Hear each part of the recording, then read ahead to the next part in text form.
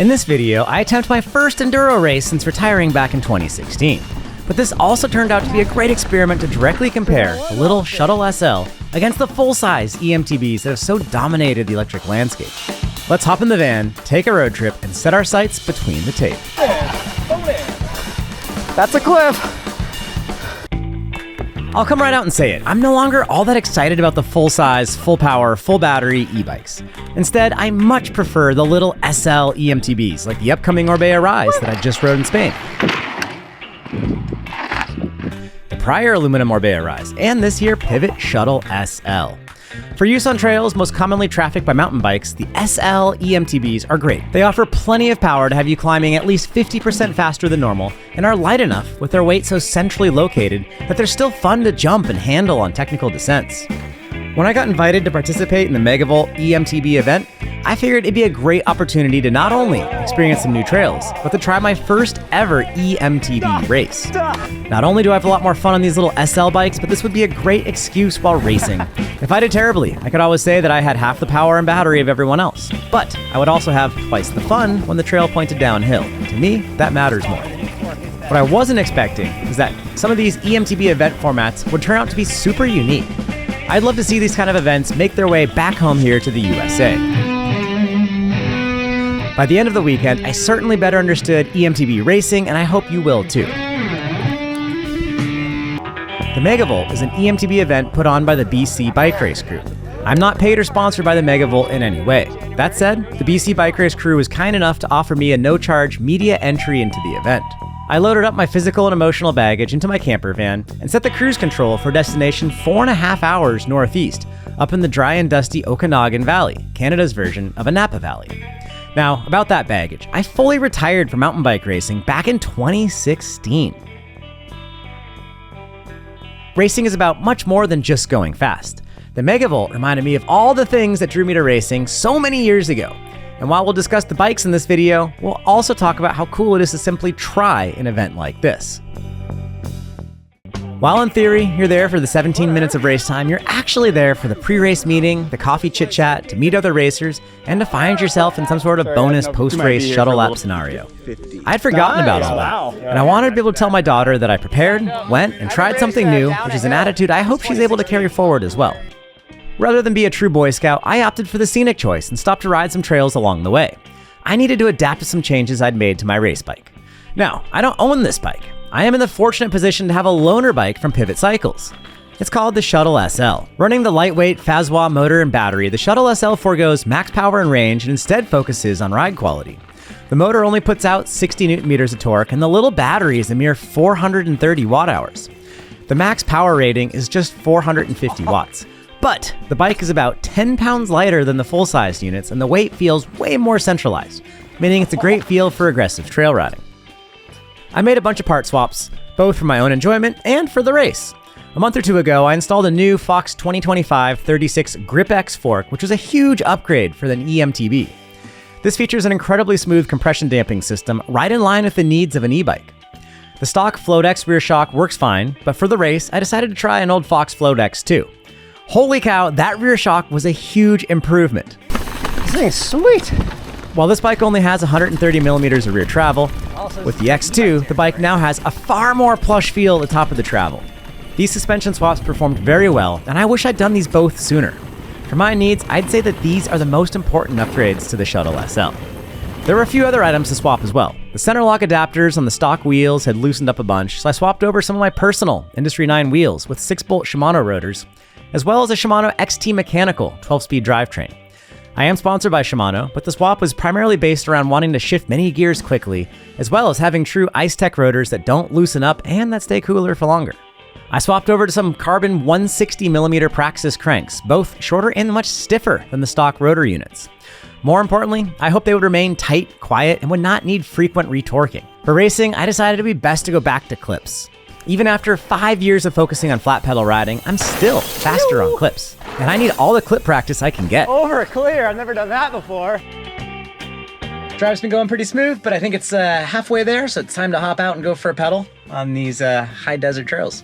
Let's see how it goes. It was time to pedal around these hilltop trails and get a taste of how my race steed was going to be.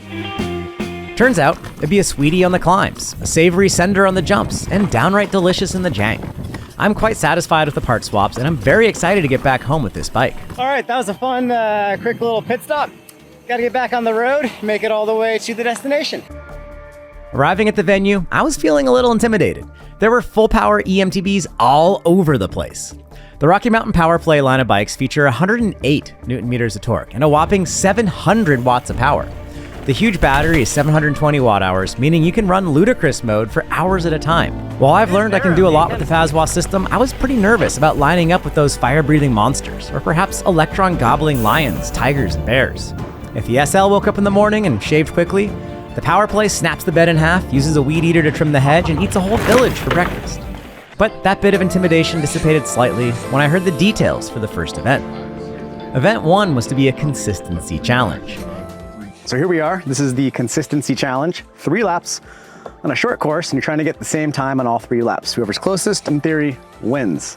Gets to stand at the top of a sideways staircase. That giant glowing orb in the sky is fully coming back now. We only see it for like 6 weeks a year, but yeah, it's intense up here in the northern latitudes. When we're out riding in the hot, dry, dusty summer in the Northwest, you really start sweating a ton. And as you're sweating, you can end up with a little bit of dehydration. You can get lightheaded, you can get cramps, which are gnarly. One thing I've been doing for the past few years is using a simple electrolyte supplement in my water bottle in conjunction with a full hydration pack. I've been lucky enough to partner with the fine folk over at LMNT, spelled LMNT, and they make a really simple electrolyte supplement, just sodium, potassium, magnesium, tiny bit of stevia in flavor. And these things have been very effective for me. For a limited time now, LMNT's offering a free sample pack with a purchase of any drink mix from their website. To take advantage of that, use my link in the description below. It's drinklmnt.com/Jeff, Jeff. Today we're drinking the orange salt flavor. It's one of my favorites, and I think you all might enjoy this. Stay salty, everyone. Yeah, I've never done anything like this, except for moto racing in the timekeeping enduro format. This is an excellent format for an event. There is certainly strategy involved. Using the rider timer function of your eMTB, you could easily pull over and wait somewhere until you got the proper time to carry on. But I figured that was against the spirit of the event and instead decided to go about 90% for all 3 laps. I don't think there's really a strategy to play out here. Just ride your bike. And I wanted to do at least 3 wheelies per lap as well. This was fun, and it reminded me of a timekeeping motorcycle enduro. Lap 1, dropped in. It was exciting to be back on a race course again. Did a few wheelies, popped around, rode what I thought was like a 85% pace in the middle in the trail setting and the blue lights. And I tried my best to keep it up at a good consistent pace. Not super fast, but not slow. I don't want to try to save any time. I want to be quick because for my times to be closest time-wise, the faster the times are, the deltas should be more narrow. Course is fun, dirt's nice, not too dusty yet. All right, rested for about a minute. Let's do lap number 2.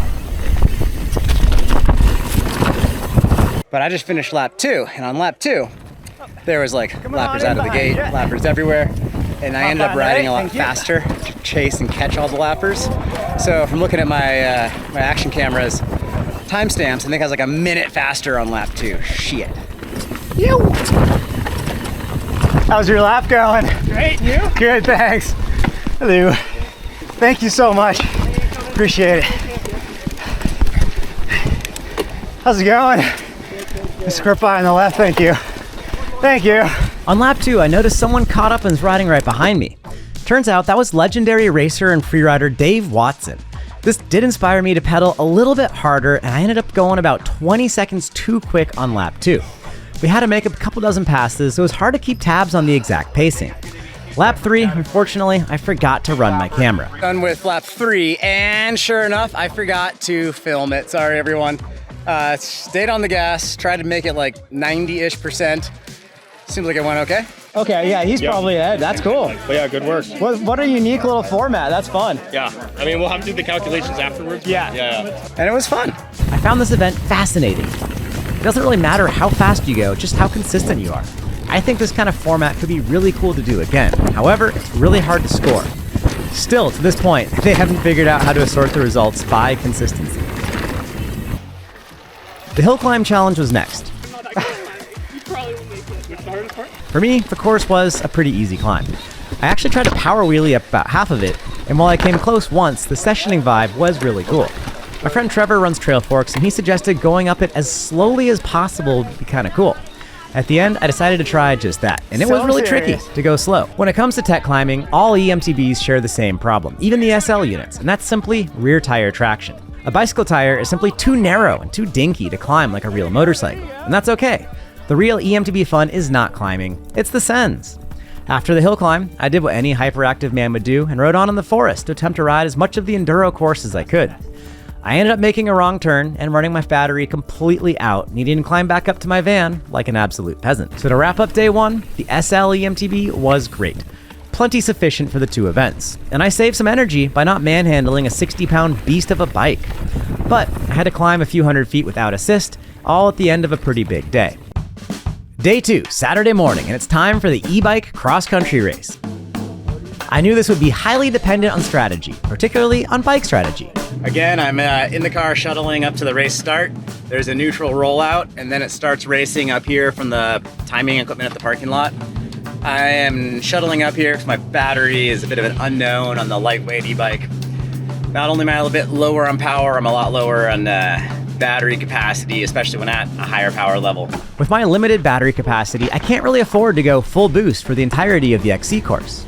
Luckily, when spinning a fast cadence with some decent power, the Fazwa system gets me going at a decent clip. I started out in the trail mode, which you can see with the blue lights on the top tube. Right at the very beginning of the XC race, Sylvie Allen, who would be second place in Open Woman, absolutely flew past me on the climb.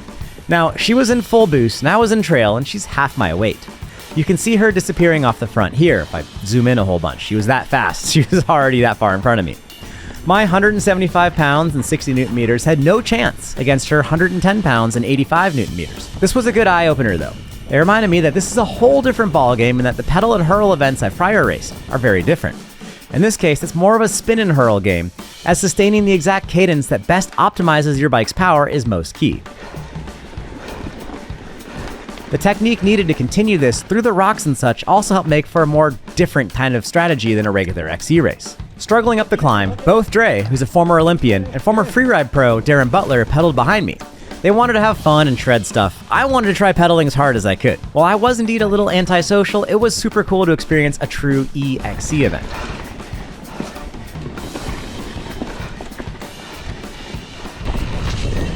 On the way down, I was battling this fellow Gary. He's over 50 years old, and the e-bike leveled the field quite a bit. Thanks, man. You're ripping back there. Good job, dude. The E means it's more technical and strategy than just physicality.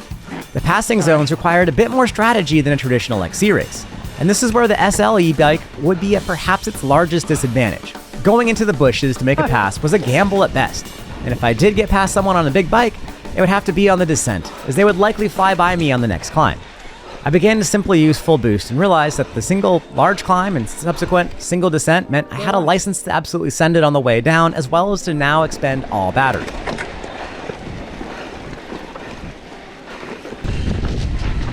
Oh, there we go.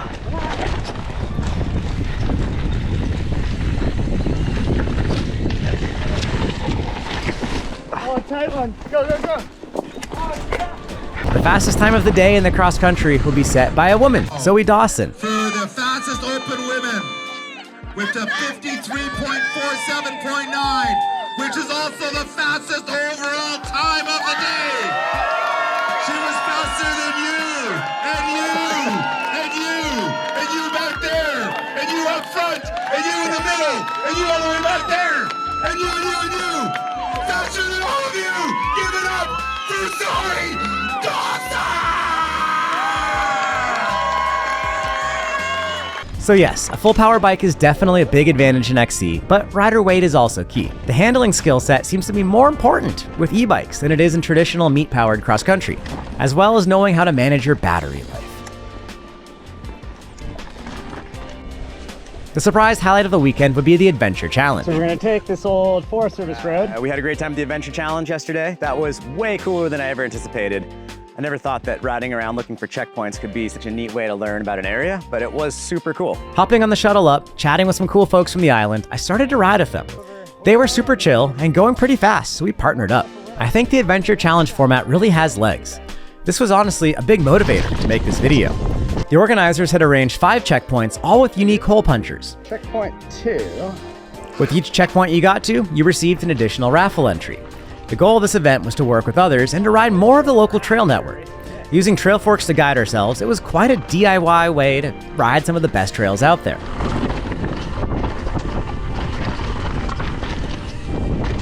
Our crew hit all 5 checkpoints and we had a blast. I tend to ride with bike industry bros, but if you haven't noticed yet, I'm more dad energy than bro energy and really enjoyed hanging with this crew from the island. I eventually crashed their campsite and had a wonderful evening hanging out with them.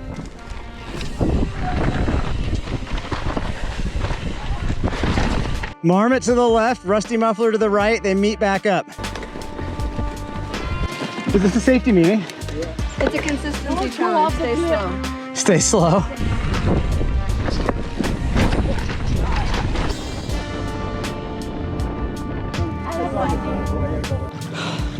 It's not a warm lake, I can say that much. Oh, these rocks are brutal. That is not a warm lake. That is not a warm lake.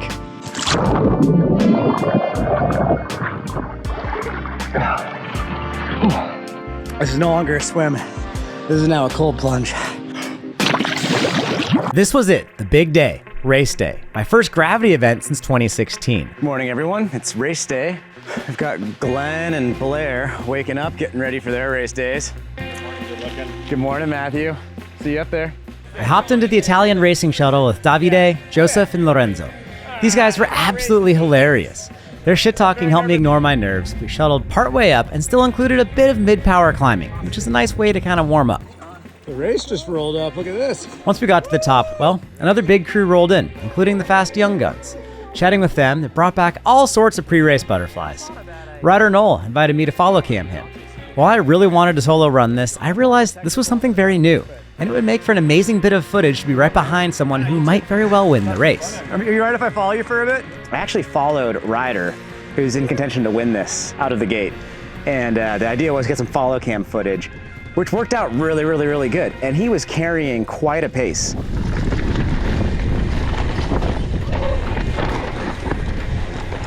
Having not raced in so long, I'm assuming I'm gonna be like pretty slow compared to everyone. And it was very reassuring to see like I could keep up in the corners and stuff. Wow, Ryder's getting it. It wasn't a whole different level from what I remember from back in the day. I'm not nearly on pace or anything, I'm not saying that. It was pretty cool to like still like not be totally off the back immediately. Yeah, I couldn't keep up for sure. Back when I raced Enduro, RFID timing wasn't a thing, so I'd never really followed another competitor before. This was a super cool opportunity to learn and to film. Ryder went hard out of the gate, and it was a real struggle to focus while following him. It was impossible to see the trail past him, as well as hard to understand my own race emotions. It was quite hard to know what pacing should be like. Heck, it was hard to keep up with Ryder, but not impossible. I knew he'd smoke me, but it was incredibly validating to be as close as I was for as long as I was. That might sound weird, but he's one of the top Canadian racers in the U21 class. Having not raced for 8 years now, it was absolutely refreshing to know I'm not too crazy far off the back. Eventually, Ryder was charging harder and harder, and I wasn't able to keep up. The stage felt long, really long. I started to ask spectators where the finish was, and never got a real answer. Are we in a stage? I even stopped at one point. Turns out we'd all missed the finish line to stage one. Are we racing? Is this a stage? This is a race. We'd continued to race the transfer all the way through the end of stage 2. Dope! This is where experience comes in. I should have just stayed on the gas rather than letting up. This is why we can't take race results too seriously. Not only do we all have different bikes, but some of us are clearly clueless as to how this all works.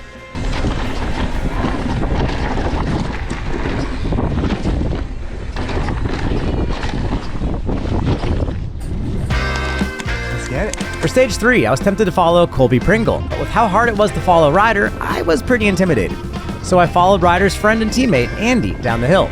I have no idea if I went faster than normal behind Andy or slower, but I think it was overall to my benefit to chase him. It was also super interesting to follow Andy. As an experienced veteran, I would gain a little bit on the corners, and as a hopeful youth, he would gain on me when pedaling. I would gain on jumping, he'd gain on outright speed. He's 20, I'm almost 40. I have a kid, he is a kid. At the finish line, hanging with all my childhood heroes, I finally realized it doesn't matter how you finish. It doesn't matter if you have an SL or full power bike. All that matters is you get out there and try. I want to show my daughter that hard work and preparation is important, but the experience is what really does matter. If you can get a good result, great, but that's not everything. I hope one day she wants to go racing, and if she does, I want to be able to not only provide that experience, but to be her true ally and partner through the weekend. But how about the SL eMTB? At this point, I think it's more course dependent. These stages were really mellow, with nothing steep or technical. When I was following Andy, he'd pull substantially from me when it was time to power up a hill or even out of corners. Even though my bike has the handling and jumping advantages, his power was a real benefit for this race. I think the first stage, which was more pedally, will be better for the more powerful bike. But only if your bike is still somewhat efficient past that 20-mile-an-hour cutoff. Some of these e-bikes, they're pretty lame once you get past the speed limit. If the stages were more technical, more steep, then I do think the SL will become more of an actual advantage. But I was also limited somewhat on suspension travel, as this bike only runs a 160 fork and 130 out back. So it's nearly a toss-up.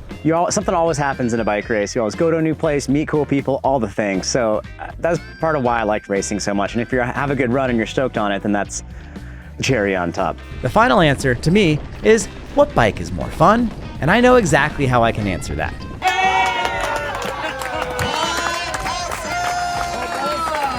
To sum this all up, I'm quite thankful to have attended the event, and I'm glad I gave the whole thing an earnest effort. The eMTB scene is slightly different than the meat-powered world, and that's okay. I hope some event organizers around the world were able to find some unique ideas from this event. And again, big thanks to the Megavolt crew for having me. Also, big thanks to LMNT for their support, and finally, thanks to all of you for tuning in. If you did enjoy this video, please do hit that subscribe button below. Okay, I'm off to work on the upcoming long-term review of this little Shuttle SL. Thanks everyone, and remember, peace and wheelies.